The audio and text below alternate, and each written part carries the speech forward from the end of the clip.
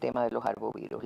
El doctor en ciencias Daniel González Rubio, infectólogo también del IPK, bienvenido.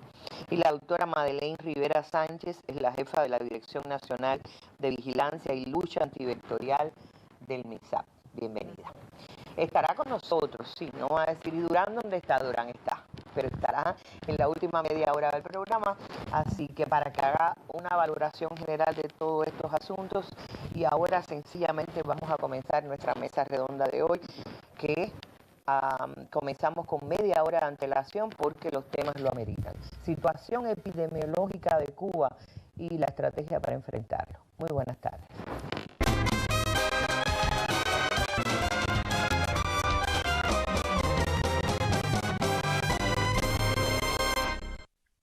Y bueno, como es habitual, vamos a la noticia del día. Hoy la noticia del día tiene que ver con la inauguración de un nuevo parque fotovoltaico en la provincia de Artemisa. El presidente y primer secretario del Comité Central del Partido, compañero Díaz-Canel, ha inaugurado un parque solar Mártires de Barbados 2 en Artemisa. Es otro de los parques fotovoltaicos a través de donativos de la República Popular China. Vamos con la noticia.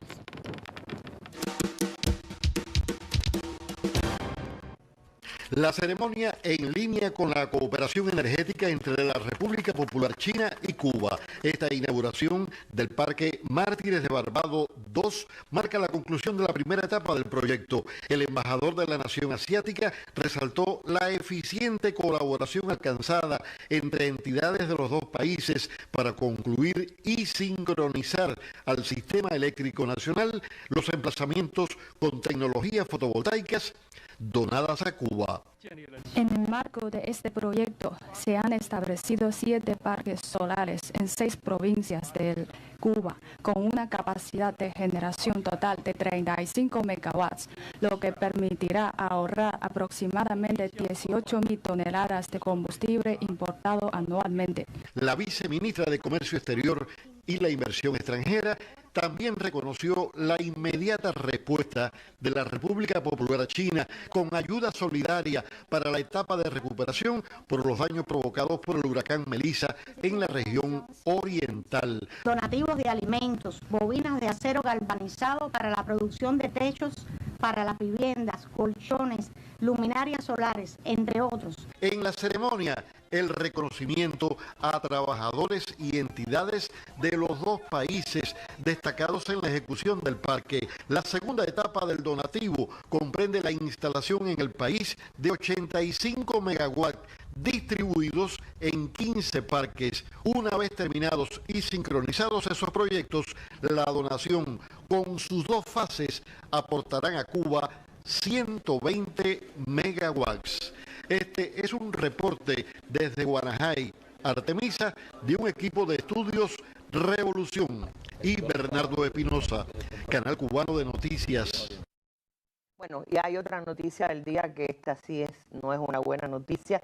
Hay crecida de ríos otra vez, esta vez en Holguín, que obliga a evacuaciones preventivas en Moa y Zaguadetánamo. Y en las últimas horas se ha hablado también de crecidas de ríos por las lluvias en la Granma, la ya golpeada provincia de Granma, y ha habido que hacer evacuaciones también. Pero vamos a acercarnos a lo que ocurrió en Moa y las evacuaciones que han debido hacerse. Hasta las 12 de la noche del martes 11 de noviembre, en la derivadora Moa se registraron 116 milímetros de lluvia, según información de la OEB de Recursos Hidráulicos en el territorio. Ese volumen es significativo y exigió un manejo acelerado de las compuertas para desembalsar agua y evitar accidentes en la obra hidráulica y aguas abajo. Ello, junto a las lluvias en la zona sur del municipio, provocó la subida del río Cabaña, más de 3 metros sobre su cauce habitual, y la inundación del conocido barrio Eclín. Desde cerca de las 4 de la tarde, la víspera, las autoridades de la comunidad y la zona de defensa avisaron a los habitantes del reparto que prepararan lo necesario para su traslado a casas seguras de familias y al Centro de Protección para la Población Instituto Preuniversitario Nico López. Más de 100 personas se extrajeron del asentamiento pasadas las 7 de la noche hasta cerca de las 12 de la madrugada, cuando las últimas 3 ciudadanas que permanecían en sus viviendas fueron por fin trasladadas al lugar seguro. También en Sagua de Tánamo el río salió de sus bordes de forma considerable a menos de 15 días de la mayor crecida en los últimos 30 años. Esta vez el principal aporte de agua lo puso el afluente de la comunidad de Castro en una crecida con valores no vistos antes, según testimonios de los habitantes en ese poblado. Desde anoche, tanto las autoridades del Consejo de Defensa de Moa como las del pueblo tanameño laboran en la protección de las personas vulnerables y en la recuperación ante este nuevo golpe de las lluvias en esta zona. Julia Hernández García, Canal Cubano de Noticias. Bueno, pues la resaca de Melissa está haciendo, dejando golpes, no tiene nada que ver con Melissa ya, pero las lluvias que también acompañan al frente frío han estado dando duro ya sobre suelo mojado y eso tiende a complicar más la situación epidemiológica que ya se registra en todo el país. Noticias del día y ya entramos en materia de nuestro tema de hoy, la situación epidemiológica del país y la estrategia para enfrentarla. Acompáñenos.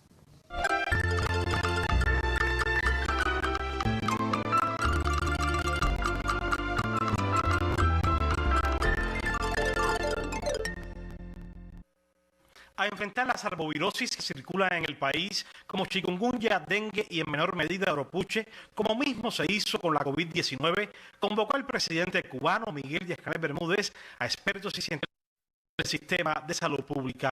Para ello, en la atención primaria se han adoptado un grupo de medidas similares a las aplicadas contra el SARS-CoV-2, con el objetivo de tratar de manera inmediata a todas las personas que manifiesten síndromes febriles inespecíficos, pues como bien explicaron especialistas a la prensa, la fiebre es el primer síntoma de esta arbovirosis. Las acciones están justamente donde más precozmente podamos identificar a los pacientes y el objetivo fundamental de nuestro sistema es lograr el ingreso de todos los pacientes que tienen síndrome febril. Igualmente, los expertos se refirieron a las medidas adoptadas en el sistema de atención secundaria de salud para evitar que los pacientes pasen a la etapa de gravedad o mueran por este virus. Todos los niños menores de 2 años con síndrome febril tienen que ser hospitalizados, independientemente si puedan existir signos de alarma, si puedan existir cualquier otra de las patologías. Nuestras gestantes también es importante que la población conozca que tienen que lograr la hospitalización para una vigilancia más exhaustiva. Y en el caso de los adultos, nosotros dejamos claro en el protocolo que tienen que ser hospitalizados los pacientes que tienen signos de alarma y los signos de alarma, se han dicho en varias ocasiones, sobre todo tiene que ver con, esa fiebre prolongada, a veces la toma de la conciencia. Explicaron prestigiosos científicos que de las 3 arbovirosis, el chikungunya es hoy la de mayor circulación en Cuba. Un virus transmitido por el mosquito Aedes aegypti, explicaron que ha sido reportado en 119 países del mundo y en estos tiempos presentan altas tasas de incidencia en China, Pakistán, Tailandia, Francia y Bolivia. En el caso cubano, informaron, está presente en 93 de los 168 municipios. Ante este complejo escenario epidemiológico, también se tomaron decisiones para evitar su propagación, encaminadas fundamentalmente a eliminar el agente transmisor. Hoy hemos estado trabajando, concentrando los municipios, los equipos a nivel de municipio para poder llegar a las zonas más complejas donde tenemos la evidencia de la transmisión de las arbovirosis. Entre otras acciones para evitar la propagación de las arbovirosis, la industria biofarmacéutica anunció que trabaja en la producción de repelentes que luego de las pruebas de rigor será distribuido en las farmacias, a la vez que continúan las investigaciones a otros productos y técnicas que también contribuirán en su momento a enfrentar el virus y evitar las enfermedades. Wilmer Rodríguez Fernández, Canal Cubano de Noticias. Y algunos dirán, pero si ya todos hablaron, ¿para qué van a hacerla? Me gusta traer este reportaje de ayer porque tiene que ver con que como parte de la estrategia que se decidió, también está la mayor información a la población sobre todo lo que tiene que ver con la situación epidemiológica y el papel que pueden jugar las personas también dentro de la estrategia para enfrentarlo. Y no sobra porque, los apagones también hacen su daño y no todo el mundo vio el reportaje de ayer, que también se repone en las mañanas, pero no sobra verlo, digo yo. Así que, de todas maneras, ustedes mismas se adelantaron los temas aquí. Voy con la doctora María Guadalupe.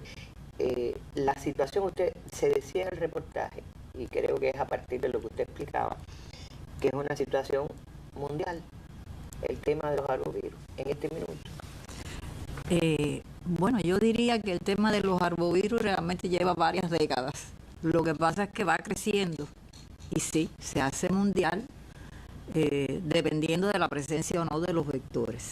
Yo quería, Arlene, siempre, bueno, primero saludarte, sí, a ti, a la teleaudiencia, y siempre me gusta poner en contexto de qué estamos hablando. Estamos hablando de arbovirus, que son virus transmitidos por artrópodos. Ahí estamos hablando, artrópodos puede ser mosquitos, puede ser garrapatas, pueden ser jejenes.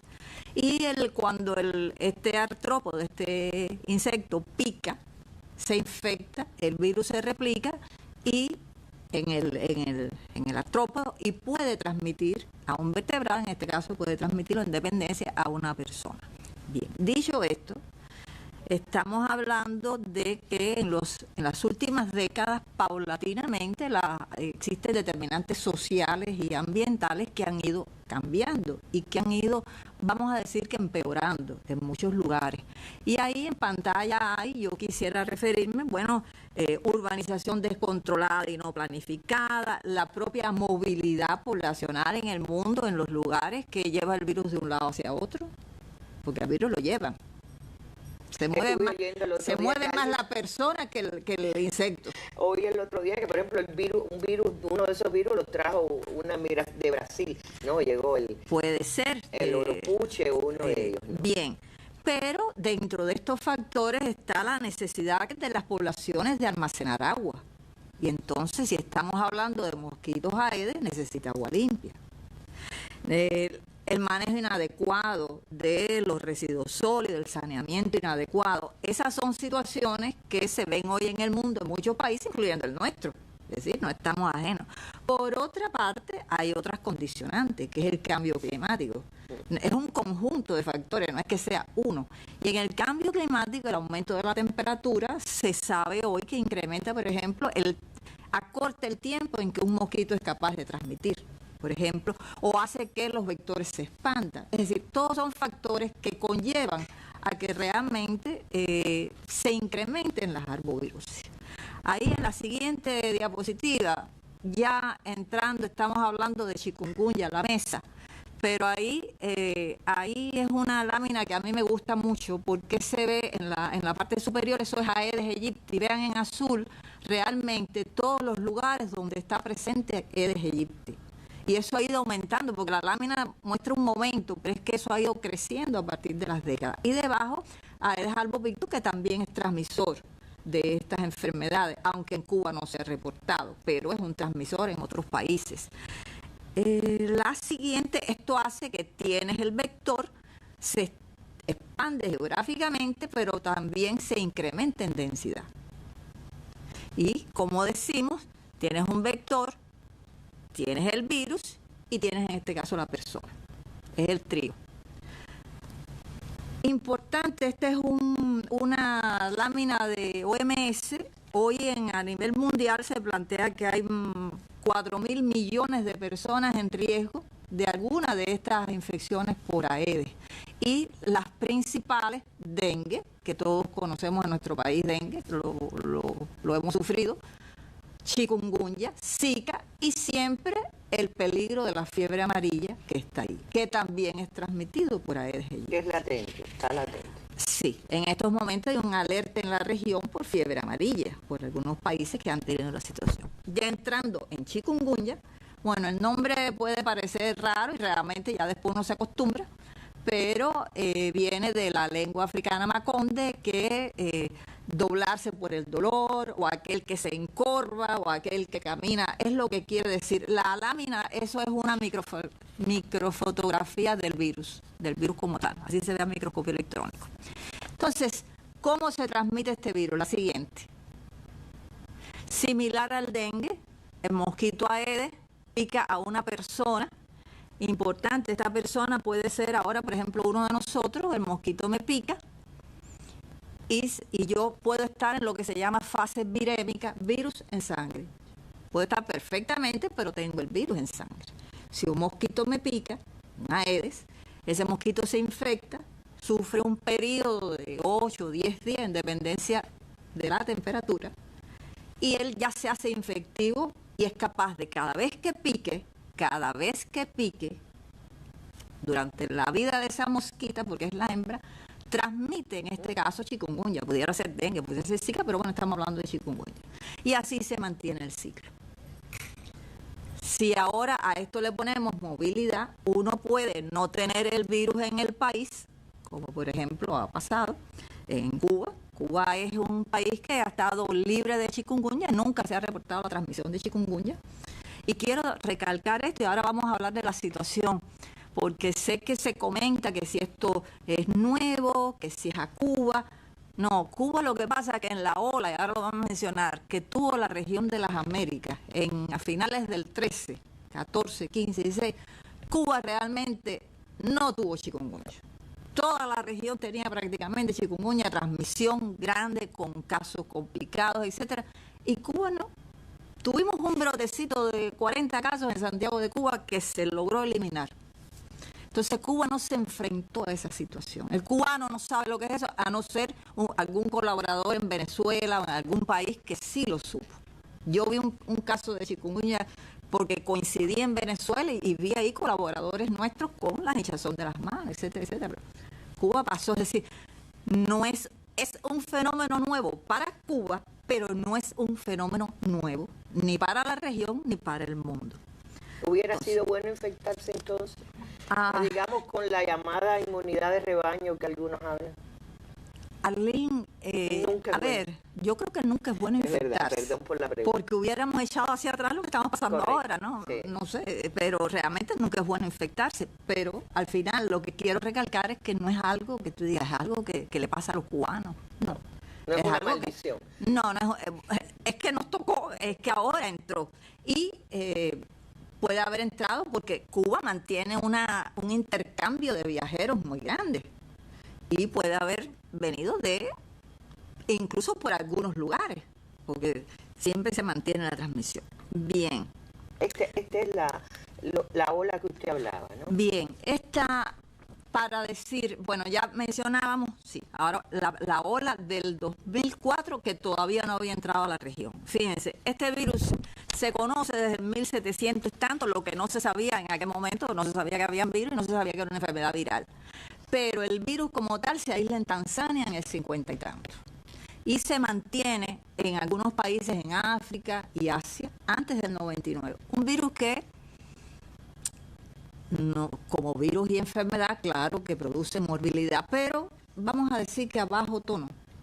Y en el 2004, y eso es lo que la gráfica intenta decir, hubo un brote en Kenia, y de Kenia por viajeros, ya entra en la Isla Reunión. La Isla Reunión es una isla pequeña, pero en ese momento tuvo más de 200.000 casos, pensemos eso, ahí vean la explosión de chikungunya. Las Islas Comoras con más de 13.000, la India 1.3 millones de casos. Y en ese momento se reportan fallecidos, casos con encefalitis, etcétera. Y esto es algo que se ve mucho en las enfermedades infecciosas y en los virus. Cuando un virus se mantiene circulando en pocas personas, uno no ve realmente todo lo que él es capaz de producir. Cuando se expande a grandes masas, entonces se ven complicaciones y cuadros que quizás no detectaste antes. Y esto es lo que pasó con chikungunya. Incluso en el 2007 hubo un brotecito en Italia, en el 9/12 estuvo en Asia y en diciembre del 2013 en la parte francesa de la isla San Martín se demuestra la presencia de chikungunya. Y es la entrada de chikungunya por primera vez a la región de las Américas. Y ahí, bueno, se extiende por Centroamérica, por Sudamérica, por el Caribe, pero Cuba no estuvo involucrada en esa extensión. Estos son datos de la Organización Panamericana de la Salud, y vean, desde el 14, en el 14 los países reportaron un poco más de 1 millón de casos, y hasta la semana 33 del 25 de este año se reportan un poco más de 212.000 casos. Ahora la cifra es un poco mayor. Por cierto, yo quiero llamar la atención sobre algo. Vean que ahí dice sospechosos. Si vemos el escrito, van a ver que, por ejemplo, en el 22, la región, los países reportan 273.000 tantos sospechosos con 138.000 tantos confirmados. Dos palabras, sospechoso y confirmado. ¿Y por qué hago alto en esto? No es necesario diagnosticar por virología, por método, a todo el paciente que tiene. Y esta enfermedad además clínicamente es muy típica. Entonces, cuando uno demuestra la transmisión, se mantiene el diagnóstico en los lugares donde no se ha demostrado transmisión para saber que ya hay circulación, en casos graves, en casos complicados, en situaciones, pero realmente a todos los casos sospechosos no es necesario, pero se consideran sospechosos y casos notificables por nexo epidemiológico. Es decir, eso es importante porque vaya alguien y dice, pero ¿por qué no me han diagnosticado? Es que realmente no es necesario, a no ser que realmente sean casos que necesitan de un estudio como tal. Nexo epidemiológico. Había algo que quería mencionar, porque sé que, y bueno, las personas lógicamente tienen que saber y observan y sacan sus conclusiones. Nosotros, el país se ha enfrentado a dengue, a zika y a chikungunya. Los tres son arbovirus. Son diferentes, pero son arbovirus. Son transmitidos por Aedes. Y produce un cuadro clínico que se diferencia. Los clínicos, yo respeto mucho, yo no soy clínica, soy microbióloga, pero ellos son capaces de ver la diferencia clínica. Pero lo que quiero llamar la atención, que chikungunya de los tres es el más expresivo clínicamente. No solamente por la sintomatología, sino porque es el que menos casos asintomáticos produce. Todas las infecciones hay casos asintomáticos y sintomáticos. Es posible que alguno de nosotros ahora tenga chikungunya y ni se entere. Pero cuando uno compara dengue, zika y chikungunya es el más sintomático. Y entonces estamos en estos momentos en una epidemia en nuestro país de una enfermedad, de un virus que nunca circuló en Cuba, por tanto es una población virgen, no tiene inmunidad. Y bueno, si el mosquito te pica, un mosquito que esté infectado, no es cualquier mosquito, es que esté infectado, bueno. Pero tú pudieras ser uno de los afortunados asintomáticos o de los desafortunados sintomáticos, que realmente es lo que más se ve. Y lo expresivo tiene que ver con el dolor. Y lo expresivo, tienes la fiebre alta, tienes el dolor, pero no solamente eso, es que a diferencia de dengue que por cierto yo quiero y no soy clínica, pero sigue siendo la vedette en el sentido más de peligroso. Que te mata si no corres. Si no corres para buscar asistencia.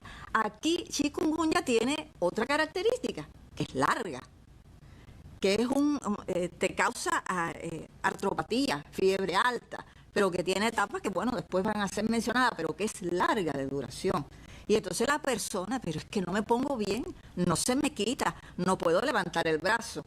Y realmente la persona se siente incapacitada. Con dengue, después que pasan los 6 o 7 primeros días, la persona está perfectamente. Como usted decía, no puede ni abrir el pomo de la puerta, ¿no? Bueno, no puede abrir el pomo de la puerta, exactamente.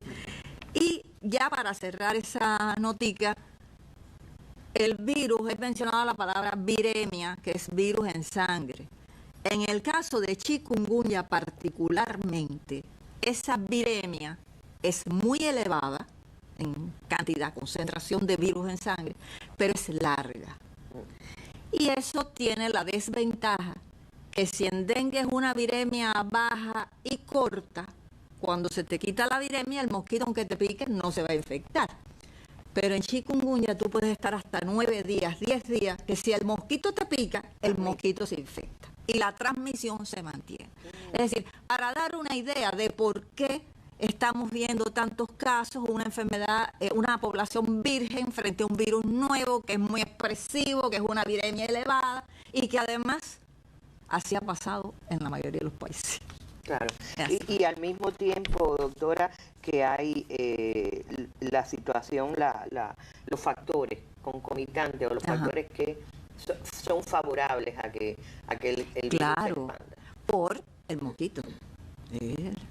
Aquí, bueno, para la situación actual, como mencionábamos, 119 países que han reportado transmisión, algunos están en transmisión, otros no, otros más transmisión, menos transmisión.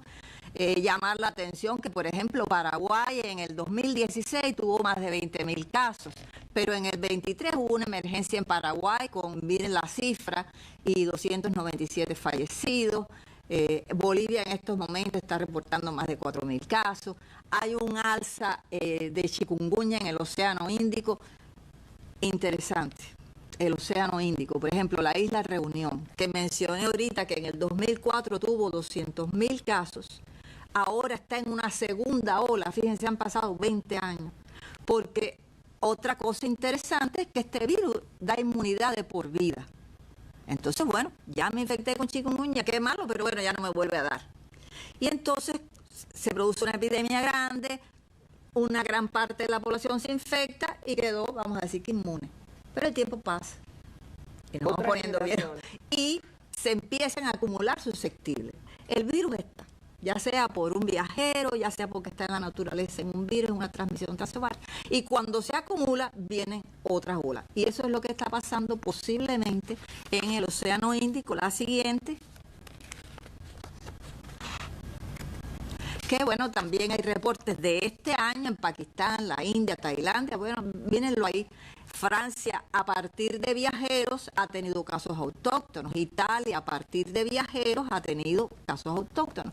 Y bueno, y la región nuestra, que tuvo su ola grande de chikungunya en el 14 y 15, en algún momento es posible que tenga una segunda ola. Para nosotros es nuestra primera experiencia, pero hay países que ya tienen otras experiencias. Ahora la diapo que quiero poner, miren, hoy estábamos dudosos si poníamos esa diapo o no, pero nuestra población es una población informada y todos yo creo que hemos estado al tanto de, pensando en el COVID y en el SARS, que la variante Omicron, la Delta, la Beta, estos son iguales, lo que pasa es que nada, es lo mismo. Esta es la característica genética de los virus. Este es un chikungunya tiene 3 genotipos. Uno que se plantea el África Occidental, el ETSA, que es África Oriental, Central y Sudafricana, y el asiático. Lo que entró a la región en el 2013 fue el asiático. Sin embargo, posteriormente, muy rápido, entró el EXA, que es el que está hoy circulando en la región. Y el EXA tiene un linaje. Esto yo siempre pienso, digo, ¿cómo yo explico esto? Y digo, bueno, es como la familia. Tú tienes los tíos, los sobrinos, los nietos, los primos. Porque va cambiando, porque el virus, y estos particularmente, pasan por mosquitos y pasan por personas. Y puede ir cambiando en su adaptación. Porque se replica. Entre una partícula viral, pero se replica. Y en esa replicación pueden haber errores y se producen nuevos virus. La siguiente. Y entonces, quiero ya entrando en nosotros, Cuba mantiene una vigilancia de los arbovirus desde hace décadas, que es una vigilancia clínica, epidemiológica, entomológica, ambiental, virológica. Yo me voy a referir a la parte de laboratorio. Tenemos, bueno, el IPK es el centro de referencia. Se mantienen 3 tipos de niveles de vigilancia. La vigilancia serológica.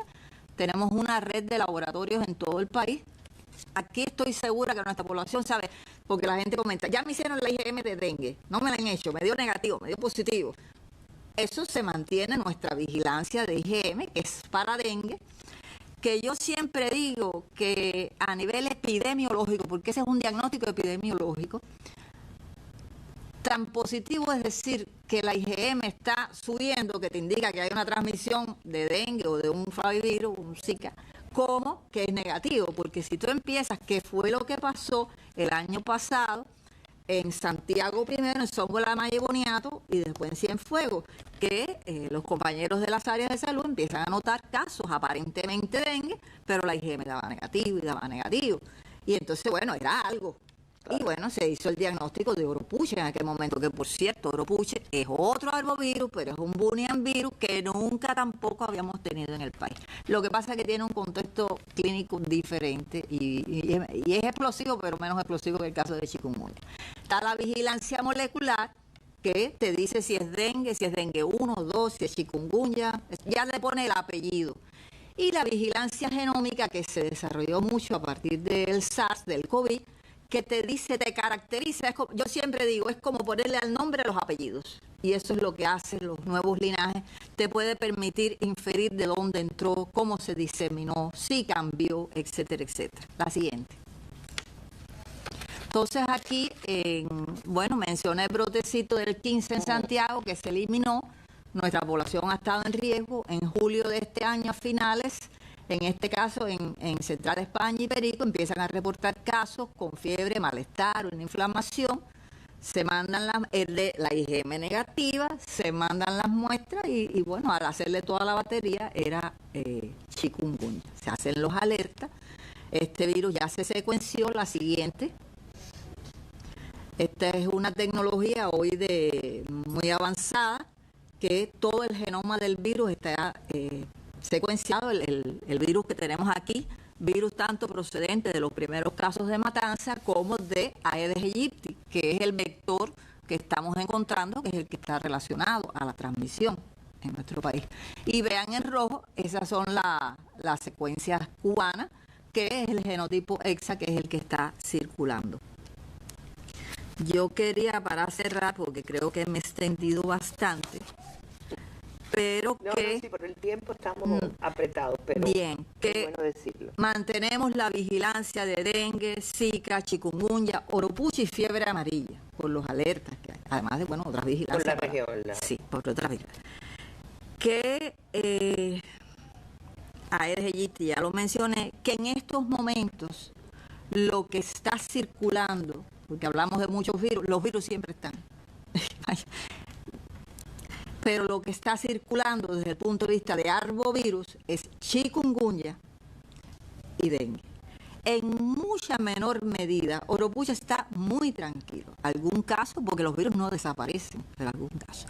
Zika, no hay circulación de Zika en nuestro país. El último caso fue en diciembre del 2018. Y de hecho la región tiene muy bajo reporte de Zika. En algún momento se producirá una ola de Zika, pero evidentemente ojalá no es ahora, no la queremos ahora tampoco. Y bueno, creo que ahí. Y ahora se están realizando, además se mantiene la vigilancia, los estudios y diferentes investigaciones para conocer más de la situación que tenemos. Gracias, Arlene. No, gracias a usted. Yo siempre me quedo, es decir, no importa el tiempo porque me absorbe toda la información que da.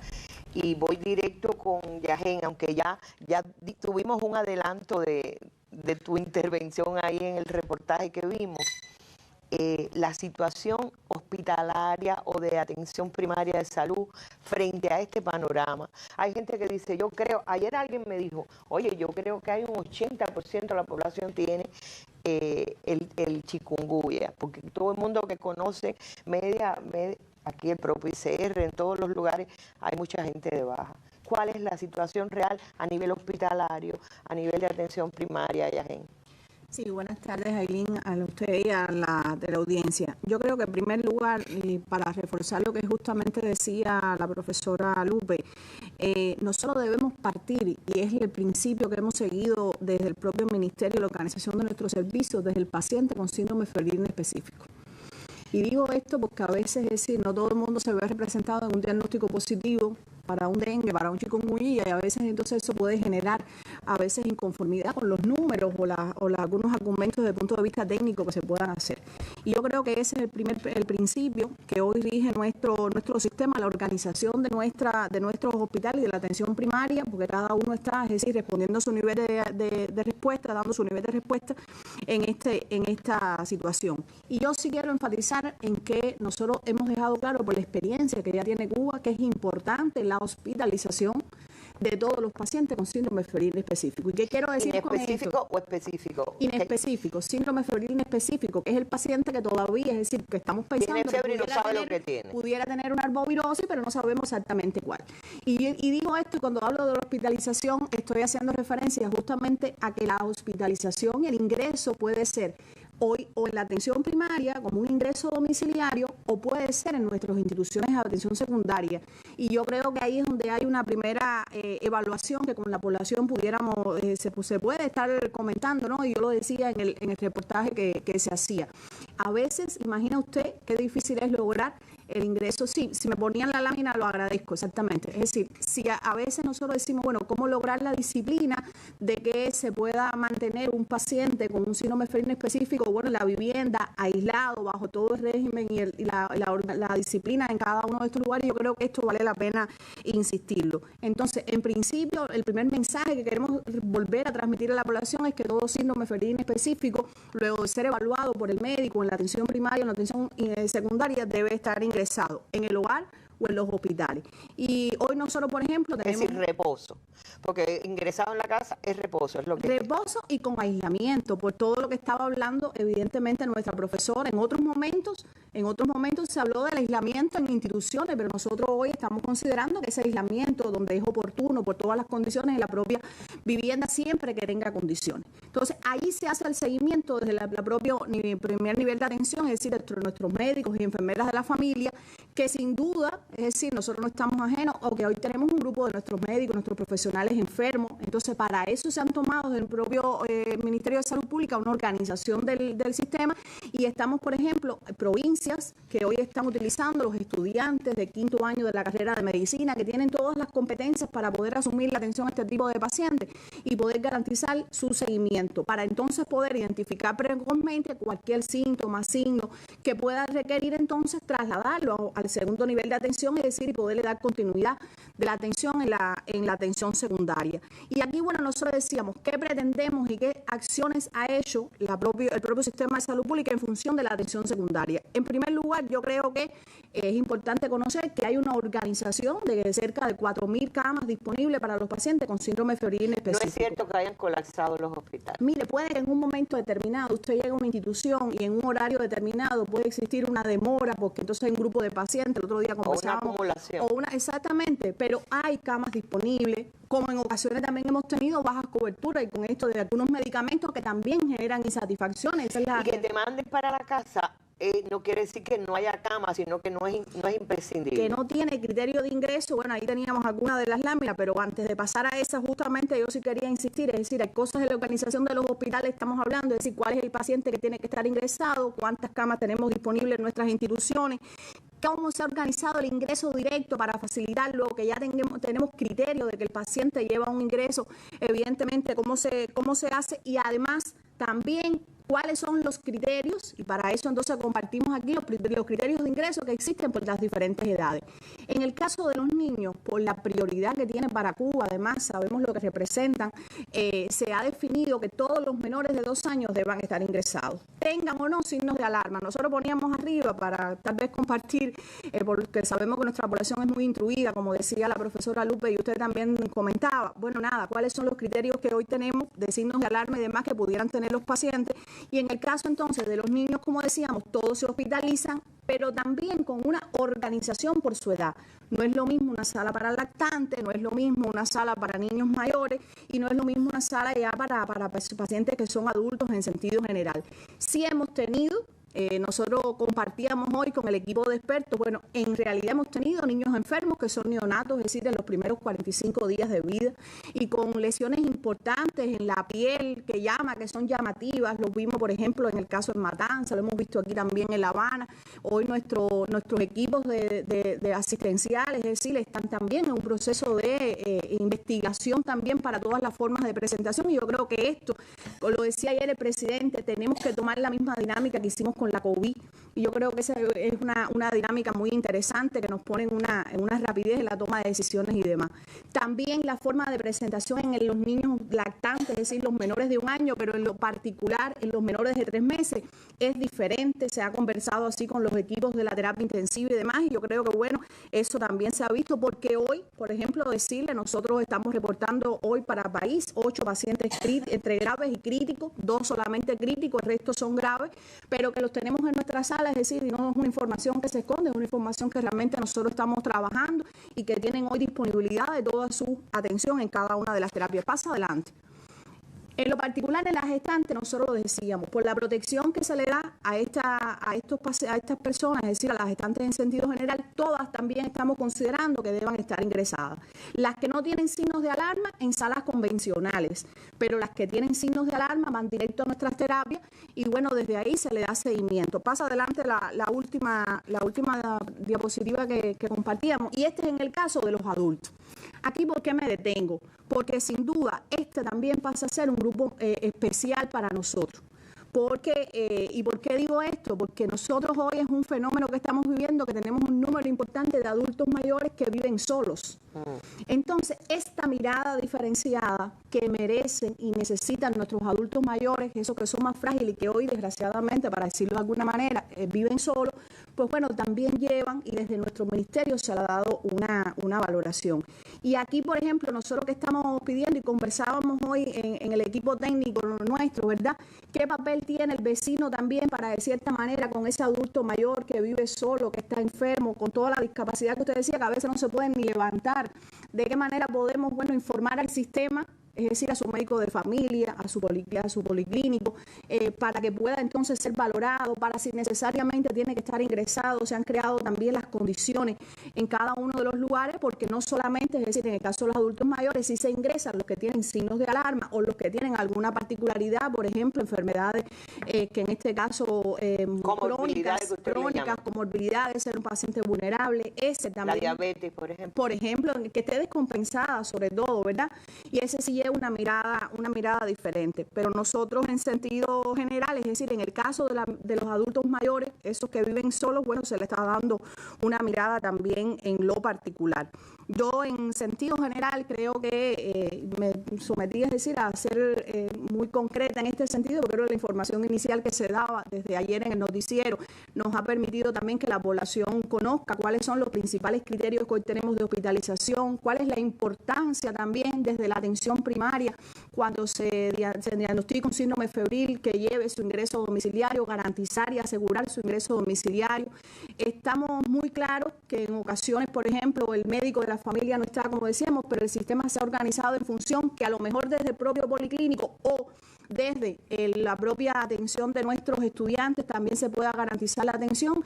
Y yo creo, en lo particular, para casi terminar, vale la pena hacer un reconocimiento. En primer lugar, nosotros tenemos que decir que a nuestros trabajadores, porque es sin duda una enfermedad que también hemos sido víctimas, nuestra propia gente, de ella. Y que sabiendo la necesidad que tenemos de estar en atención, ¿verdad?, y garantizar la atención de nuestro pueblo, pues muchos se han incorporado de manera muy precoz, así con esas mismas discapacidades, pero yo creo que se han incorporado también de manera muy precoz.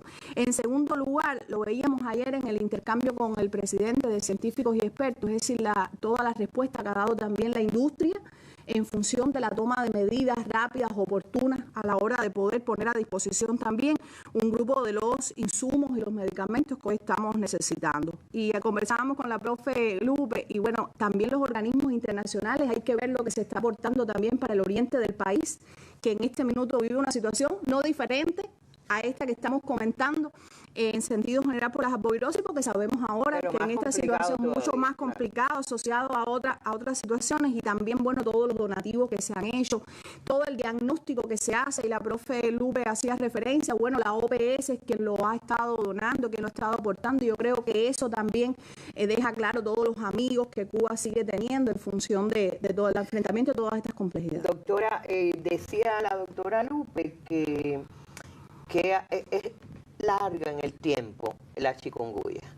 Hay atención, tengo entendido que por allá por Matanzas se ha experimentado con la atención post-chikungunya. Sí, aunque después mi colega Daniel va a hacer referencia a todas las etapas y demás, si me quiero adelantar porque forma parte de la organización de los servicios que hoy tenemos. En la etapa subaguda y crónica, los pacientes están siendo muy beneficiados con la propia rehabilitación. Hoy nosotros decir que desde la atención primaria está organizado un protocolo que de manera muy seria el Grupo Nacional de Rehabilitación ha estado organizando en función de la rehabilitación de los pacientes post-chikungunya. Y entonces se está haciendo desde las propias salas de rehabilitación con equipos multidisciplinarios que prácticamente en el actuar diario están garantizando también atender a los pacientes convalecientes con esta propia enfermedad. ¿Algo más? ¿Alguna precisión?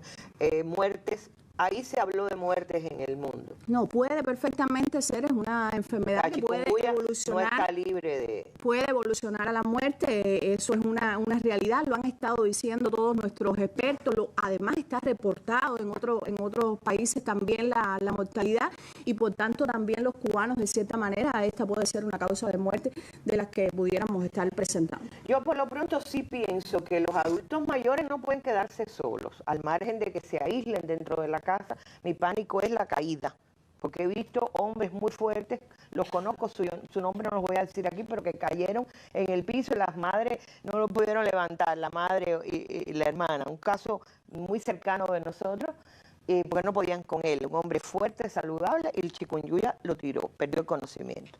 Y otra de las cosas, el riesgo de la que siempre hay en toda esta, porque algunos dicen, ¿por qué agua en todo? Bueno, para que no se deshidraten. De esas cosas vamos a hablar un poquito más adelante, gracias. Por tanto, ir a atención médica. Primero. Creo que eso es lo fundamental desde que aparecen los primeros síntomas, y yo creo que eso va a dar la oportunidad también en la acción de todas lo que necesita. Y el que no tenga fiebre, pero tiene articulaciones inflamadas, también debe ir. Ahora el doctor Daniel va a explicar. Bueno, gracias, Yajen. Vamos a un reportaje. Creo que ya este reportaje se ha transmitido, pero es importante recordar porque Matanzas fue la provincia foco, ¿no? Originalmente, y allí se tomaron medidas y se actuó con esto que explicaba la Organización del Sistema de Salud en función de la situación de alarma que se da en los territorios. Vamos a ver este reportaje.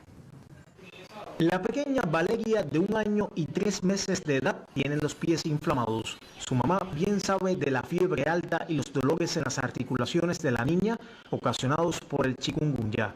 En el Hospital Pediátrico Eliseo Noel Camaño de Matanzas la atienden junto a otros infantes que llegan con fiebre o síntomas de arbovirosis.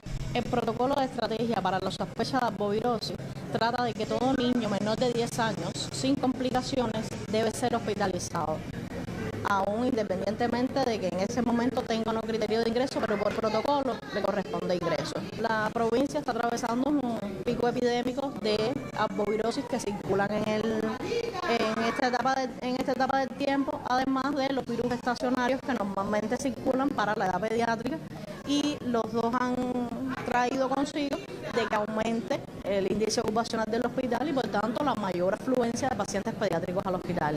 En el hospital diseñan un flujo para atender a los pacientes con fiebre por arbovirosis. Durante las próximas horas incrementarán en 100 las camas con la apertura de un centro anexo al hospital en la Universidad de Ciencias Médicas, donde atenderán a los casos sin complicaciones y que necesiten estar en observación. Llegué rápido y enseguida me atendieron, fue una atención rápida. Hay bastantes personas, pero bueno, todo se atiende y todo está en la perfección porque a pesar de los problemas que tenemos, todo se va tratando poco a poco y van evolucionando bien las cosas. Los médicos insisten en la necesidad de acudir a las instituciones sanitarias ante estos síntomas por la circulación de dengue que puede tener complicaciones y de chikungunya. En total existen 75 camas para el ingreso en el Hospital Pediátrico Matancero. En estos momentos no tenemos pacientes ni graves ni críticos reportados o con sospecha de arbovirosis, ni ha habido ningún fallecido por esta causa. En el caso de mi bebé, yo vine trasladada de un ingreso de Colón y destacar el trabajo de la doctora que me recibió en el cuerpo de guardia, que fue un trabajo espectacular, por lo menos con la niña. Se portó, además de ser parte de su trabajo, tiene mucho de su humanidad como persona. Médicos, enfermeros, técnicos y las familias de los matanceros se empeñan en devolver la sonrisa a los pequeños, de tratar la fiebre para que no duela tanto el chikungunya y el dengue. Desde Matanzas, Pedro Rizo Martínez, Canal Cubano de Noticias. Conozco, me dicen que dolor, nunca tuve tanto dolor en la vida, pero quien puede hablarnos bien de realmente los síntomas, las características, el tratamiento, lo que sí, lo que no. Creo que hay unas matas de cereza por ahí que se quedaron sin hoja porque alguien dijo que curaba el chikungunya. Cuéntenos, Daniel, cuéntenos bien la naturaleza de este padecimiento. Es decir, ya vimos todas las características de los mosquitos, ahora el paciente. Bueno, buenas noches para todas las personas que nos están siguiendo en estos momentos.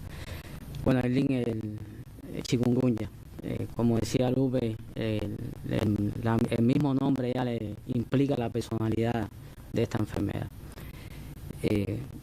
Como ya Lupe dijo, esto es un vocablo que nos suena muy raro, pero es un vocablo proveniente de un dialecto africano que significa esto, aquel que se deforma. Y esto traduce la avidez, por decir algún término, la avidez que tiene el virus para afectar el sistema locomotor, algunas estructuras, principalmente las articulaciones. Y por eso es que las personas tienen esta sintomatología, que aclarar que aunque este es el término que significa eso, no quiere decir que todas las personas que adquieren la enfermedad quedan deformes. O sea, pueden estar en un periodo, pero de hecho la mayoría resuelven la situación, algunos en un tiempo menor, otros en un tiempo mayor, pero la mayoría quedan sin secuelas a la larga de su evolución. Tenemos un gráfico. Pero es del periodo de 3 meses, dicen, más o menos, que pueden durar. Sí, vamos a hablar de eso ahora. Ya, okay. Vamos a hablar de eso ahora. Tenemos unas gráficas. Sí, esto es una gráfica que es digamos, una panorámica muy general de las fases de la enfermedad. Después de la picadura del mosquito, por supuesto, el mosquito infectado. Deben pasar un número de días que como promedio es una semana aproximadamente, aunque tiene un rango variable entre 2 y 12 días. Y hasta que empieza el primer síntoma, o sea, desde que la persona se infecta hasta que tiene la primera manifestación, eso es lo que se llama periodo de incubación. Entonces el periodo de incubación es variable, pero habitualmente es de una semana. A partir de ese momento que ya la persona empieza a desarrollar el síntoma, empieza el desarrollo natural de esta enfermedad. Como ya se ha dicho, esta enfermedad evoluciona por fases. Y estamos hablando de una enfermedad que evoluciona en semanas o incluso meses. No a lo que estamos acostumbrados en las arbovirosis, que son un periodo de tiempo habitualmente más corto. La fase aguda para la mayoría dura 13, o sea, se incluye en esta fase los síntomas de las primeras 3 semanas, aunque hay algunos expertos que la consideran hasta 2 semanas, pero es más o menos lo mismo. Y ya entonces a partir de la tercera semana empieza una evolución en la cual predominan las manifestaciones articulares, que en algunas personas puede llegar incluso hasta 3 meses, o quizá o sea, en este periodo de 3 semanas a 3 meses es lo que se llama la etapa posaguda. Hay un grupo menor de personas, o sea, cada vez que pasa el tiempo son menos los que van desarrollando esta evolución, que siguen teniendo manifestaciones, incluso pueden tener manifestaciones hasta 1 año, hasta 2 años, a partir del tercer mes, que es lo que se llama la fase crónica. Ahora me gustaría describir de forma general, por supuesto, lo que pasa en cada fase. Hay otra diapositiva. En la fase aguda, las 3 principales manifestaciones son la fiebre. La fiebre, quizás, bueno, al menos en mi experiencia, yo no he visto una enfermedad viral que dé una fiebre tan elevada como esta enfermedad. La alta. 40, 41. Lo bueno que tiene es que es corta, 3, 4 días. Habitualmente no pasa de ese periodo. Es muy difícil de manejar por los médicos. De forma general, y por supuesto el paciente se siente muy mal, tiene todas las manifestaciones que da la fiebre. El otro elemento importante son las artralgias y más bien las artritis, que es lo que le da la personalidad a la enfermedad. Artralgias son los dolores. Artralgias son dolores y artritis ya cuando se habla de inflamación, de edema. Esta artritis afecta habitualmente a varios grupos articulares, principalmente a las articulaciones periféricas o distales, digamos, los tobillos, las manos, se pueden afectar las rodillas, los codos. Habitualmente es bilateral, aunque puede ser unilateral, o sea, tiene diferentes formas de presentación. Esta artritis es capaz de invalidar a la persona de una manera que le dificulta hacer actividades naturales como comer, caminar, bañarse, como usted decía, abrir el picaporte de la puerta. Otra manifestación de esta fase es el eritema, o sea, lo que la población conoce como rash. La persona se pone, o sea, es el enrojecimiento de la piel. Sí, a veces como un sarpullido, pero inicialmente se presenta de manera plana. Después aparecen estas manifestaciones que son como un sarpullido. Enrojecimiento. Que a veces cuando aparece en los miembros inferiores una persona que tiene los tobillos inflamados, la persona piensa que tiene linfagitis. Más de una persona ya nos ha llamado con esta situación. Por supuesto hay otras manifestaciones menos frecuentes, como conjuntivitis, aumento de algunos ganglios linfáticos, etc.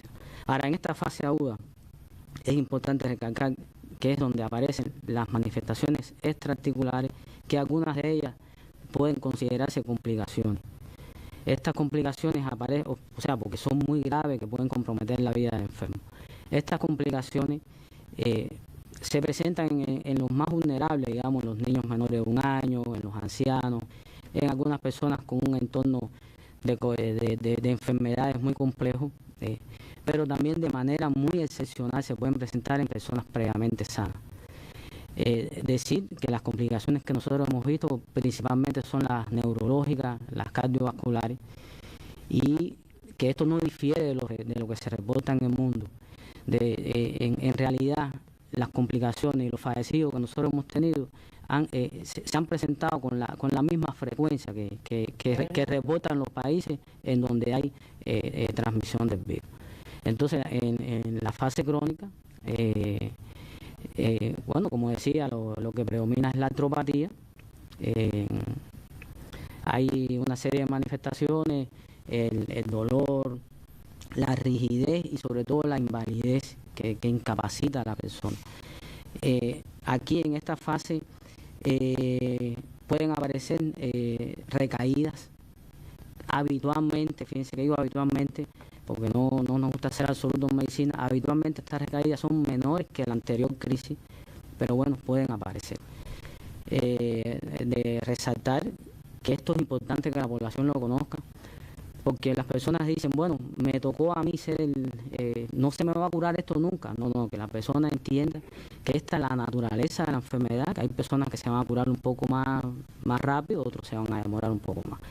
Eso es desde el punto de vista general de la enfermedad. Desde el punto de vista del tratamiento, bueno, el tratamiento depende de varios factores. El factor más importante es la fase en la cual se encuentra la persona. En la fase aguda recomendamos el reposo, que es un reposo relativo. Se recomienda desde el inicio que la persona mueva de manera gentil y cuidadosa las articulaciones afectadas. Por supuesto, la hidratación. Usted se refería, no hay un alimento mágico. Me han hablado de la uva, la guayaba, la propia cereza. Tengo un amigo que le acabaron con sus matas de cereza, el pobre, allá en Guajay. Sí, estos alimentos son buenos, son frutas que aportan, pero no es que sea mágico. La persona lo que debe estar hidratado con jugos de fruta, con caldos, etc. Las personas que no dispongan, por ejemplo, de sales de hidratación oral, ¿se puede? Sí, hay muchas maneras de presentarlo. Los médicos de familia conocen perfectamente. De forma general, se utiliza agua, azúcar y sal, exacto. Se le puede echar una gota de limón para aportar el potasio. Pero bueno, la forma de presentar es muy sencilla. O sea, de preparar. En el caso, estas son las medidas generales, pero recordar que en esta fase es donde se aparecen las complicaciones. Por lo tanto, en esta fase tiene que la persona ser atendida por un personal médico, por el médico. Está hablando de la fase aguda. De la fase aguda. Entonces, en la fase aguda, además de estas medidas generales, está el tratamiento con medicamentos. Recalcar que esta enfermedad no tiene un medicamento antiviral específico. O sea, el tratamiento es aliviar los síntomas, lo que conoce la población como tratamiento sintomático. Aquí se utilizan un grupo de medicamentos que pueden ser beneficiosos o que de hecho lo son, pero hay otros medicamentos que pueden ser perjudiciales. Por eso siempre debe ser... ¿Cuáles? Bueno, por ejemplo, los antiinflamatorios, los esteroides, en esta etapa pueden ser perjudiciales. Entonces, pero es posible que algún paciente lo requiera Por eso cada paciente se debe valorar de manera individual, y aquí es donde recalco nuevamente que debe ser o sea, que tiene que estar sustentado por la visita médica. De forma general, los mensajes que envío son... Paracetamol, aspirina no. Nunca aspirina. Nunca aspirina. A ver, no nos gusta hablar de medicamentos específicos, porque entonces las personas se van a tomar eso como una indicación. Que decida el médico lo que va a indicar. Que decida el médico siempre. Le decía, bueno, como un mensaje importante es esto. Primero, no automedicarse. Y segundo, siempre busque ayuda médica. Siempre, en todos los casos. Y además hay que saber distinguir, porque el dengue, como decía la doctora Lupe, sigue siendo la vedette en cuanto a síntomas y riesgos, por la cantidad de cepas y las veces que le puede dar a las personas. Yo no tratando de que quienes tienen síntomas menos graves puedan resolver en sus hogares, porque si no de verdad que colapsan los servicios médicos cuando la cantidad que hay estamos en un pico. ¿Sí o no? Sí. La mayoría de las personas pueden atenderse en su casa, pero siempre con supervisión médica. Pero si hay muy alta y hay una situación de fatiga y agotamiento, por supuesto. Gracias, Daniel. Teníamos un trabajo por ahí, pero yo lo voy a dejar para cuando le demos la bienvenida a Durán, para que nos alcance un poquito mejor el tiempo. Vamos a las acciones y a las estrategias en curso, Madeleine. Sí. Madeleine. Sí. Buenas tardes, Arlene, y buenas noches. Y a todos los televidentes. Bueno, realmente la situación con el control de vectores ha sido muy difícil en esta etapa. El mosquito es el principal transmisor, es el transmisor de esta enfermedad. Y nosotros nos hemos visto muy limitados para poder ejecutar las acciones a las que el pueblo está acostumbrado cuando tenemos un brote epidémico. Me refiero a realizar estos tratamientos adulticidas intensivos. Adulticida intensivo me refiero a la fumigación, porque hoy alguien preguntaba ¿qué es un adulticida? Bueno, es la fumigación para poder eliminar el mosquito adulto, que es el que transmite. Y realmente ha sido complicado, complejo poder llegarle a todos los lugares como hemos estado acostumbrados. Desde que se confirmó la presencia de la enfermedad en el Consejo Popular de España, en el municipio de Perico, nosotros hemos estado trabajando, acompañando a la provincia de Matanzas desde que comenzó. El Ministerio de Salud Pública ha estado todo el tiempo acompañando a la provincia, organizando las estrategias para poder minimizar el riesgo, sobre todas las cosas, para evitar que se siguiera enfermando las personas y evitar también que se propagara la enfermedad al resto de la provincia y al resto del país. Lamentablemente hay otros factores, fue el mes de julio, el movimiento de las personas, vacaciones, la situación medioambiental que es muy compleja, que todos sabemos que todo esto también ocasiona que el mosquito siga proliferando, y hubo muchos factores que incidieron en que hoy el país tenga esta situación. Pero nosotros no hemos dejado de hacer acciones de control. Nosotros con el poco equipo de fumigación que vamos teniendo en cada provincia, hemos ido trabajando en los lugares con los estratos de riesgo que nos permita llegarle a las manzanas y a los lugares donde hay un mayor número de enfermos, claro está, de la persona que acude al sistema de salud. Hay un nivel importante de la población que no va al sistema. Si no acuden al sistema, nosotros no sabemos dónde están los casos y no podemos realizar los tratamientos de la fumigación, y eso a veces hace que la gente, aquí nunca llegan a fumigar, aquí nunca han venido. Pero independientemente de eso, nosotros estamos trabajando para esas zonas de silencio, de alguna manera, que sabemos que por la teoría del rumor, existen los casos, poderlos atender. El Ministerio de Salud Pública, en conjunto con la máxima dirección del país, hemos buscado alternativas, porque los equipos de fumigación no se producen en Cuba. Los equipos se importan, las bazucas, son las bazucas, y por supuesto que el bloqueo es una realidad. Y nosotros, como parte de todas estas limitaciones que provoca el bloqueo, nosotros no hemos podido adquirir estos equipos ni las piezas de repuesto durante un periodo de tiempo que hace que hoy nuestro parque de equipos esté en unas condiciones deterioradas y por supuesto que limita, que no podemos llegar a todos los lugares.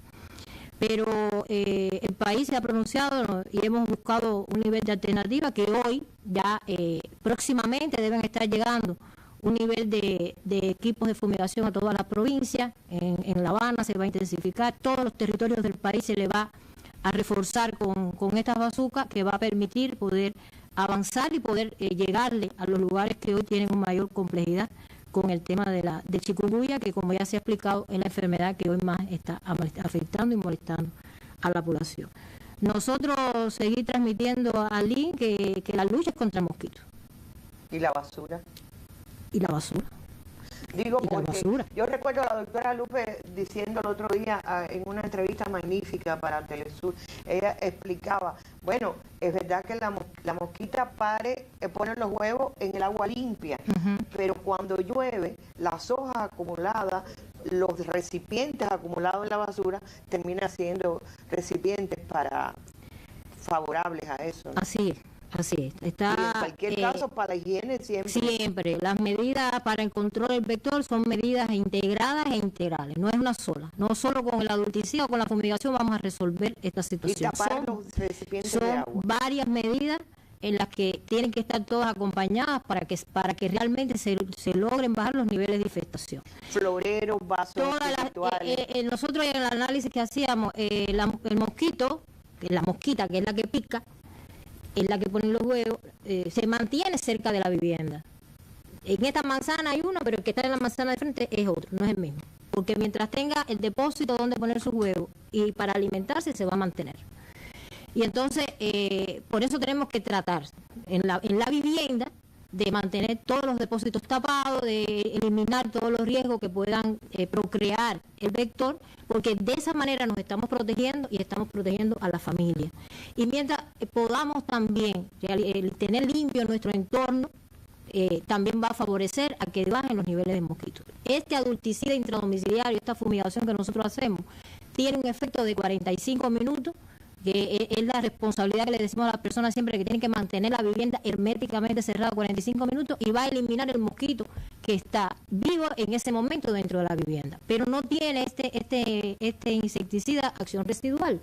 Lo que quiere decir que ya después que ese humo salió, el mosquito que está en la hierba, en el jardín, el mosquito que está en el patio, el mosquito que está en la esquina, volvemos al mismo ciclo si nosotros entre todos no hacemos. Está claro, y yo... y va a haber producción, se dijo, de repelente. Se está intencionando con la industria y con la farmacia, ahí lo veíamos en la reunión que tuvimos con el presidente, con farmacia, para los repelentes, incluso repelentes naturales. Hay muchos repelentes naturales que son efectivos, el abondernil, etcétera, existen que las personas, los cubanos lo conocen y también se está trabajando en la producción de repelentes. Porque la oscuridad también da... También, el hecho de que no tengamos cómo protegernos, ahora ha mejorado la temperatura, pero en el periodo de julio a agosto, calor, no poder tener un mosquitero, no tener un ventilador, si todas estas cosas ocasionan que los mosquitos también incrementen. Lo que el llamado es que nosotros hoy estamos intencionando en mejorar la estrategia de control en cada lugar, concentrar todos los equipos a nivel de municipio para desde este momento llegarle a las áreas de salud con una mejor oportunidad, con el apoyo de la comunidad, con la pesquisa al unísono. Es decir, eso lo vivimos en Matanzas y salió bien, de alguna manera salió bien, y es lo que estamos trasladando al resto de las provincias. El apoyo siempre de la comunidad con nuestros fumigadores, con el control del vector desde el punto de vista de saneamiento dentro de la vivienda para evitar los focos y poder llegar y que en menor tiempo posible podamos salir de esta enfermedad que realmente está afectando a todos los cubanos. Doctora, y yo sí, bueno, si no colaboramos los ciudadanos, imagínense, así sí no se resuelve nada, y pensar siempre que ellos también son seres humanos y que se enferman los médicos y se enferman los que están realizando las labores de epidemiología, así que todo el mundo hacer su pedacito. Gracias a los 4 que nos han acompañado hasta ahora, porque voy a traer al doctor Durán en lo que vemos un material desde Granma, donde creo que ya hay un movimiento de fumigación importante.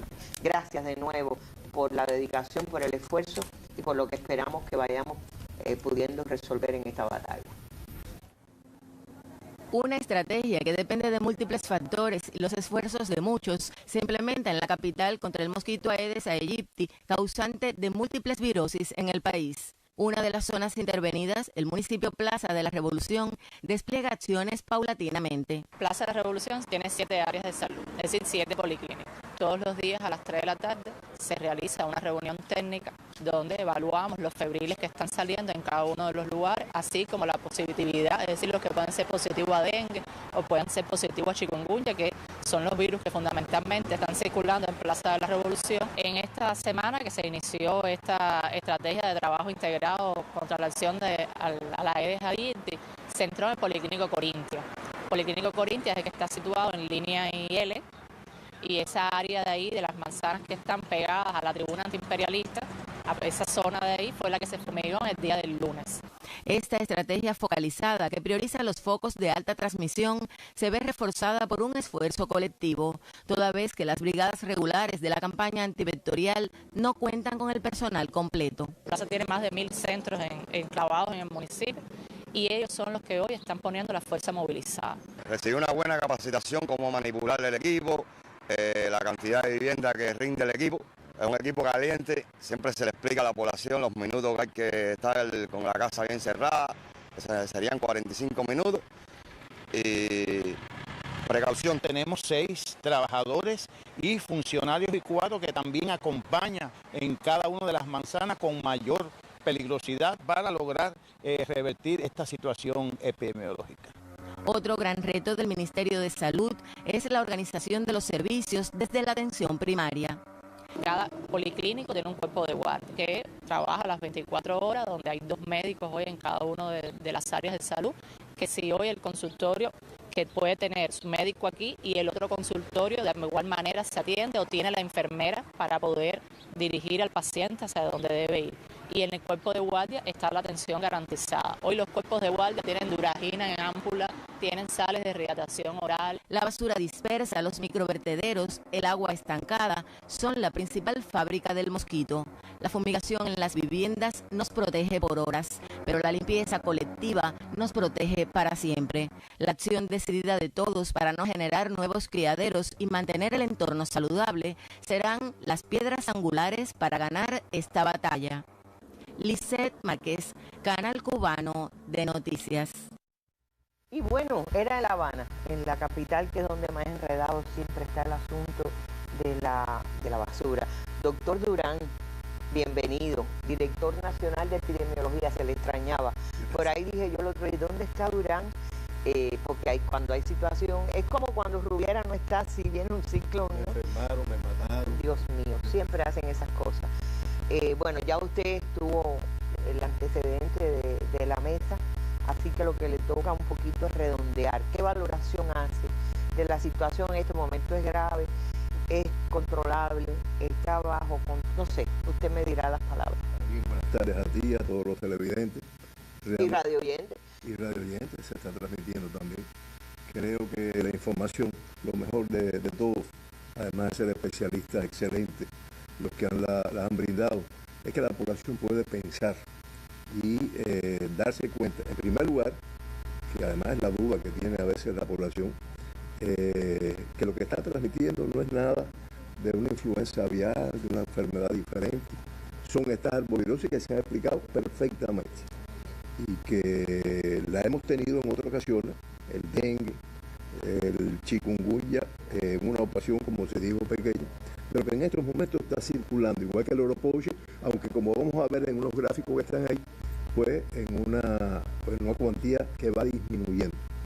Que esto pone en tensión a las personas, como es natural, máxime con una enfermedad como el chikungunya, que da tantos dolores en esta ocasión. Creo que el mensaje primero es estar claro. Segundo, de lo que estamos enfrentando. Segundo, la participación. Es fundamental la participación de la población desde el primer momento. Desde el momento que se identifica como que tiene un cuadro febril, que es lo primero. Y acude al médico. Y el médico es el que le orienta, lo ingresa en su casa, lo ingresa en el centro hospitalario, pero que no quede en la comunidad. Y segundo, las acciones de lucha, de ordenamiento del medio. Hay una situación que lo explicaba la doctora Madelaine, y es que el adulticida, que todo el mundo lo pide, fumigar, el adulticida mata, como ella dijo, 45 minutos, mata el que está volando en ese momento. El que están haciendo ahí en los criaderos en los depósitos de agua que están mal tapados y no abatizados, en la basura que desde una chapita de agua te puede acumular un criadero ahí. Pues creo que es importante esta actividad, que todos trabajemos. Se están haciendo esfuerzos, se están haciendo acciones que todavía tal vez no llega a todo a lo que se requiere, ni es totalmente sistemática por algunas dificultades, sobre todo de recogida de basura, de ordenamiento del medio, pero que todavía nos queda un camino importante por transitar.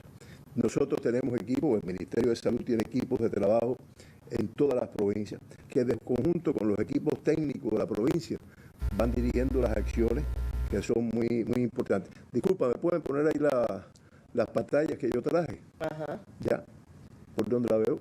Va, ahora mismo. Bueno, no, ahí no está, no es esa. Bueno, ya, la pantalla, tranquilo. No, esto es el ya la irán poniendo, espero que encuentren las pantallas.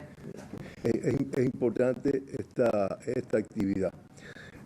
Lo otro es que, como también se dijo anteriormente, se trabaja como se trabajó con la COVID, por el Comité de Innovación de Salud, que son equipos de trabajo, son investigadores. No nos olvidemos.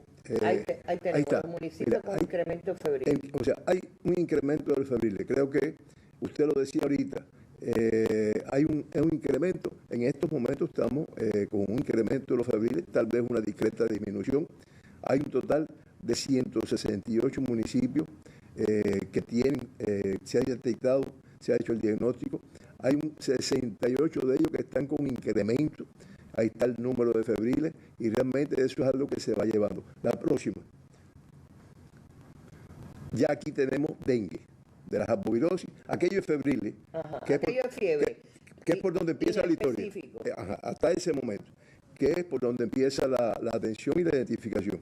Ya entonces después se va clasificando, y esto es dengue, que como ustedes ven ahí, prácticamente en 14 provincias se ha identificado la transmisión del dengue, del virus del dengue. Y ahí están las provincias con una mayor complejidad. La Habana, Matanza, pero también en Ciego de Ávila y en otras provincias, pues tiene complejidad la transmisión de dengue. Que como también se explicó, es importante acudir al médico, porque el dengue tenemos la amarga experiencia por su evolución clínica de epidemias anteriores, no nos olvidemos la del 81, con 151.000 fallecidos, que puede causar mortalidad. La próxima pantalla. Ahí tenemos chikungunya. Fíjense que está un poquito más pintada. Está la transmisión en 14, se ha identificado la transmisión en 14 provincias. No, porque después dice, pero las provincias que no tienen es porque no lo han diagnosticado. No, se ha diagnosticado, pero no hay una transmisión importante. Y también, como dijimos con el dengue, ahí ustedes pueden ver la situación de La Habana, la situación de Matanzas. Fíjense cómo se identifica. La Matanza es la más complicada en todos los virus. Es así, acuérdense que por ahí comenzó la transmisión. La provincia de Santiago de Cuba también se ve allá abajo. Guantánamo, que ahora con la complejidad del ciclón, pues también es algo que se tiene que trabajar. Se está trabajando más intensamente. La próxima. Aquí está, este es el Oropuche. No, este es chikungunya. Que estas son las provincias donde recientemente se ha detectado el mayor número de casos. 98,5% de los casos. Están en Matanza, La Habana, Camagüey, Cienfuegos, Artemisa y Villa Clara, que ustedes se dan cuenta de la importancia. En los otros lugares hay, pero aquí es donde hay mayor concentración. La próxima. Y Oropuche. El Oropuche hemos tenido semanas, como fue la semana anterior, que no se confirmaron casos ni sospechosos. Ya llevamos 2 o 3 semanas que no se diagnostica y se ha identificado casos de Oropuche en 12 provincias, 26 municipios y 31 áreas de salud. Pero se dan cuenta incluso por la complejidad que se muestra en el mapa que en estos momentos tiene una tendencia a la disminución. La profe Guadalupe pudiera explicar la competencia de los virus en los vectores, que es alguno de los argumentos por los que aumentan unos y otros van disminuyendo. La próxima. Esto es lo que yo me refería al Comité de Ciencias de Salud, que tiene un grupo de productos en desarrollo, entre ellos los repelentes, que también ayer se discutía su producción. Tiene ensayos clínicos, se están montando, para ser honestos, se están montando, se están organizando, se están aprobando por los organismos que tienen que aprobarlo, para probar el más sonado y que muchas personas preguntan por el Jubinsa, que eso está en una fase de aprobación del proyecto. No es que seamos lentos, es que tiene un proceso que tiene que tener un rigor. El ensayo clínico. El ensayo clínico está haciéndolo con seres humanos, pero que próximamente, que el Jubinsa es para los casos ya crónicos que mantienen la artritis para disminuir. Están las intervenciones sanitarias complejas, las investigaciones, y realmente hay alrededor de 21 estudios que están aprobados en los últimos 15 días. Está trabajando intenso, como trabajamos en la COVID. La próxima creo que es la Dice que hay 6 investigaciones. Así es. En curso. Ajá. 2 ensayos clínicos, sobre todo sobre seguridad y efecto terapéutico de la Jubinsa, lo que yo decía en este momento. La ozonoterapia rectal, que sabemos que se utiliza como una modalidad de la medicina natural y tradicional, está en una fase de estudio también. Y el Cumeric, que también lo hemos utilizado en otras ocasiones. Y ahora sí la última. Ahí está. Hay un grupo se está trabajando desde el punto de vista de las investigaciones en la caracterización clínica de la enfermedad en el paciente adulto. Porque es lo que explicaba el profe Daniel, que pasa, es una enfermedad que nosotros no la hemos tenido. Todo lo que podemos revisar, lo hemos revisado, es por la literatura.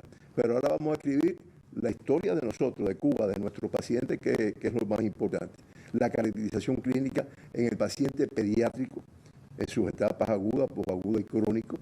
Y hay un grupo de estudios de intervención sanitaria compleja con biomoglobina T, con la tetimalin, con diferentes. Eso es más hacia la inmunidad de la correcto. Que esto va a ser objeto de, en futuras mesas redondas, de análisis por los equipos de científicos que trabajan en esta actividad. Esta es la información, Erwin. Se ha hablado, por experiencia de años anteriores, se habla de la multivitamina o los polivit. ¿Habrá producción? ¿Está previsto eso? Es algo de las cosas que están proyectadas.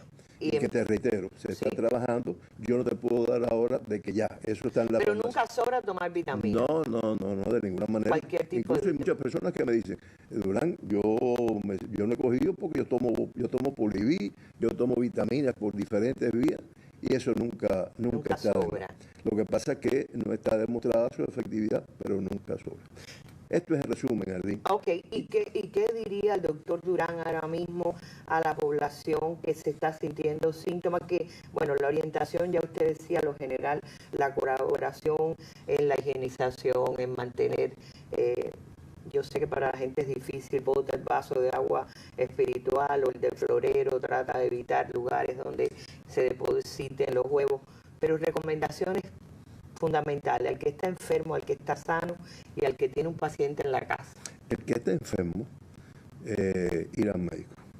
No confiarse, los cubanos tenemos un médico adentro de todo, y bueno, yo voy a tomar lo que tomó Arlene, que vivía al lado de mi casa. Ir al médico, porque hay factores de las personas que le hacen más vulnerables que otros, y eso nada mejor que una evaluación clínica es lo que permite. Las personas que no lo han cogido, que se protejan, y las medidas de protección es tratar de estar en lugares que no tengan una abundancia de mosquitos, utilizar mangas largas, utilizar los repelentes, que está en fase de su ensayo clínico y su producción, pero que la población, con la cultura que tenemos los cubanos, te dice, no, yo he hecho hojitas de no sé qué cosa en alcohol y eso me ha dado canela y me da resultado. Y hay unas espirales que se queman, sí, quienes pueden tener. El Joker. Y la otra cosa es el carácter humano, Arlene.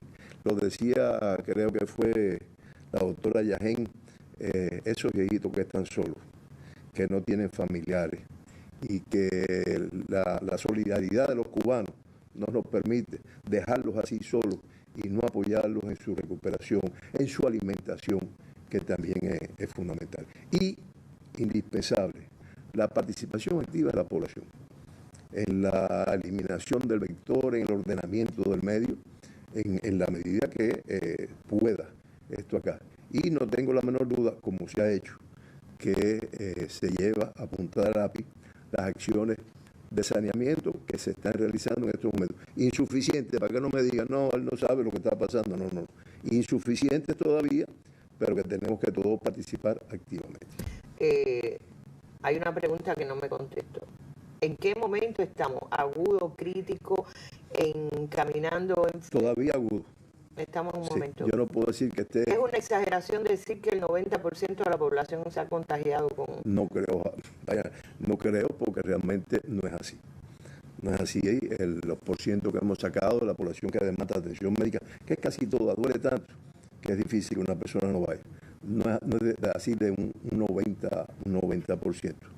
Todavía no hay estudios conclusivos del nivel de real. No, pero no es bajo. No, 30%, 30 y tantos por ciento en lo que se ha evaluado en los diferentes lugares.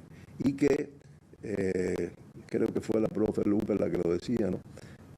Tal vez si hubiéramos padecido un poco en el 2015 con el brote de... Fui yo la que dijo ese disparate. Ella me dijo, no, mejor que no. Ya hubiéramos tenido todo este tiempo también. Siempre es malo contagiarse. Tener la enfermedad te da inmunidad. Nos hubiera inmunizado, pero nadie sabe a qué costo. Lo que pasa es que hoy estamos en una fase, en una situación tremenda. Gracias, Durán. Lo veremos como parte de todo este proceso que lleva necesariamente comunicación. Volveremos a verlo todos los días. Siempre a disposición. En la televisión, digo yo, si está entre los planes. Todos los miércoles lo saco. Bueno, no soy yo la que los miércoles no estaré, o tengo apagón, eso casi siempre me toca. Gracias, Durán. Gracias por lo que hacen y por la cooperación en todo esto. Yo espero que esta información haya sido de mucha utilidad. Mientras la doctora Guadalupe Guzmán hablaba, yo pensaba siempre, me viene a la mente el nombre del hombre que descubrió quién era el transmisor de todo esto. Es un cubano que es Carlos Juan Finlay, ¿no? El hombre que para orgullo nuestro, como una vez le dije, creo que fue a la propia Lupe, le dije, merecía un Nobel. Dice, él es un Nobel, lo que pasa es que no se lo dieron, pero es un Nobel, sin duda es un Nobel de la ciencia cubana y para siempre. Tener ese gran investigador es también garantía de los grandes estudiosos que tenemos, investigadores, y que yo estoy segura que harán que esta ola de chikungunya y de arbovirosis pase sin dejar tantas pérdidas en nuestro país. Nos despedimos, como ha sido habitual este año, del centenario de Fidel, hasta el centenario de Fidel, del 99 hasta el cumpleaños 100, despidiendo con el siglo de Fidel, recordando que un día como hoy estaba en Chile, aquella histórica visita al Chile de Salvador Allende, de la Unidad Popular, una visita extraordinaria que quedó plasmada en la historia. Lo dejamos con esta fotografía de recuerdo de todo lo que fue aquel viaje inolvidable. Muy buenas tardes o noches, ya es de noche ya en este ligero invierno que estamos teniendo, por lo menos en el occidente del país. Hasta un nuevo encuentro en la mesa redonda.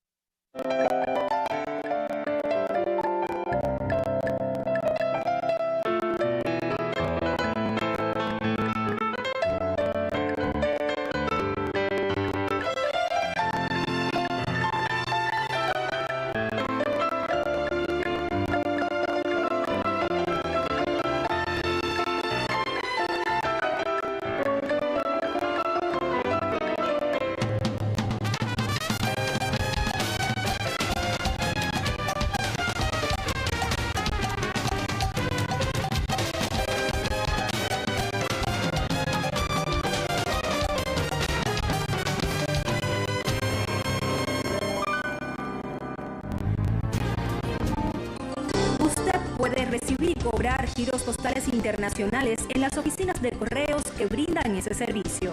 Le pueden acreditar el saldo del giro en su cuenta en moneda libremente convertible y lo recibirá en menos de 48 horas. También puede devengar el monto del giro en pesos cubanos el mismo día de impuesto en origen. Ambas operaciones se realizarán conforme a la tasa de cambio vigente en Cuba. Para mayor información, consulte nuestro sitio web www.correos.cu. Somos Correos de Cuba, al servicio de todos.